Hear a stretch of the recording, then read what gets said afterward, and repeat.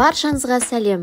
Бүгін өте дәмді, жылдам дайындалатын шоколадты брауни десертінің рецептісімен бөлісемін. Соңына дейін менімен бірге болыңыздар. Алдымен 150 грамм шоколадқа сары майды салып, микроволновкаға ертіп аламыз.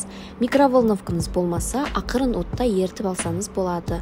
Барлығын араластырып, суытуға шетке қойып қоямыз. Басқа ыдысымызға 2 жұмыртқа, 100 грамм қант салып, көлемін ұлғайтып, ағарғанға дейін миксермен араластырамыз. Көлемін ұлғайтқаннан кейін суыған шоколадты массамызды құя отырып, миксермен араластырамыз.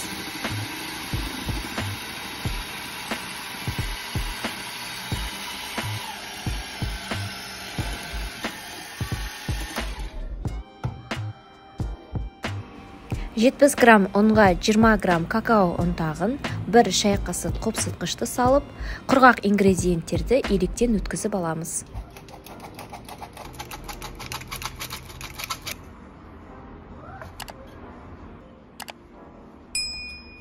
Барлығын миксердің көмегімен жақсылап бір келкі деңгейге дейін араластырып аламыз.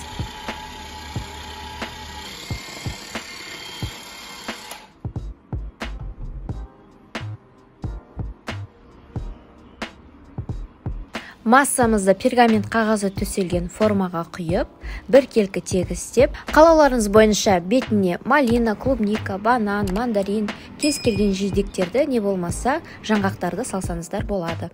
180 градуста қызып тұрған пеште 20-25 минут пісіріп аламыз. Піскенін ағаш пашкасымен тексерсеңіздер болады. Өте жеңіл, тез дайын болатын брауни десертіміз дайын. Қалауларыңыз бойынша балмұздақпен дастарханға берсеңіздер болады. Астарыңыз дәмді болсын. Ұнаса лайк басып, комментария жазып, достарыңызбен бөлісіңіздер. Сіздермен бірге болған Айгерім.